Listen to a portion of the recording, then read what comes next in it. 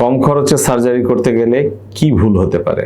অনেক সময় আমরা অ্যাস্থেটিক সার্জারি বা যে কোনো সার্জারি করতে গেলে আমরা যদি প্রপার ডক্টর সিলেকশনে ভুল করি তাহলে আমাদের সমস্যা তৈরি হতে পারে। একটা মানুষের যার অপারেশন লাগবে তার খরচটা নির্ভর করে অনেকগুলো কারণের উপর। অ্যাকচুয়ালি তার কি সমস্যা, এই সমস্যার সমাধানটা কি অপারেশনের মাধ্যমে হবে বা অন্যভাবে হবে, কতটুকু অপারেশন লাগবে, কতটুকু প্রসিডিওর লাগবে, তারপরে নির্ধারণ করা হবে যেটা আপনার লোকাল অ্যানেস্থেশিয়া দিয়ে করা যাবে কিনা, অথবা স্পাইনাল অ্যানেস্থেশিয়া অথবা জেনারেল অ্যানেস্থেশিয়া দিয়ে করা যাবে কিনা, হসপিটাল স্টে কতটুকু হবে, পোস্ট অপারেটিভ ম্যানেজমেন্টে কি পরিমাণ সময় দিতে হবে, অনেক কিছুর ওপরেই আপনার খরচটা নির্ভর করে। তো আমরা যদি একটা বড় জিনিস চিন্তা করি কম খরচে করব, তাহলে হয়তো সেই ক্ষেত্রে কোনো জায়গায় আপনারা প্রতারিত হতে পারেন। সেই ক্ষেত্রে আপনার অপারেশনটাও হয়তো ইনঅ্যাডিকুয়েট হতে পারে।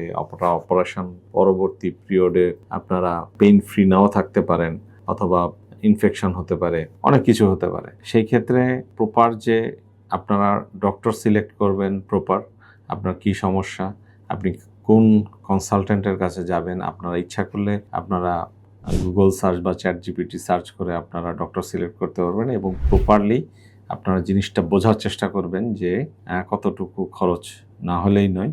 আপনারা সেটার উপর নির্ভর করলে আপনার অপারেশন পরবর্তী সময়ে ভালো থাকবেন।